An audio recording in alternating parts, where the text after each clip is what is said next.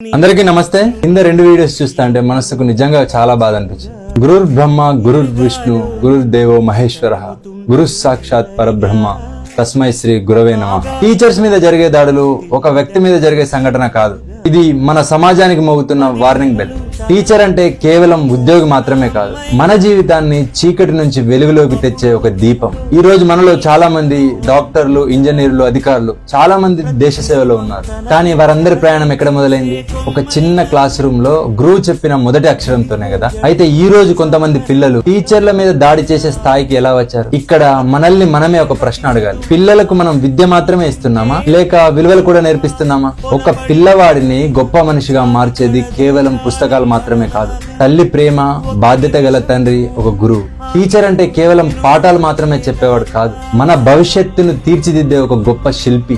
Teacher ని గౌరవించని సమాజం పురోగతి సాధించదు. ఎందుకంటే గురు చేతిలో ఉన్న చాక్పీస్ దేశ భవిష్యత్తును రాస్తుంది. ఆ చేతిని గాయపరిస్తే మన భవిష్యత్తుని గాయపరిచినట్టు. Thank you. జై హింద్.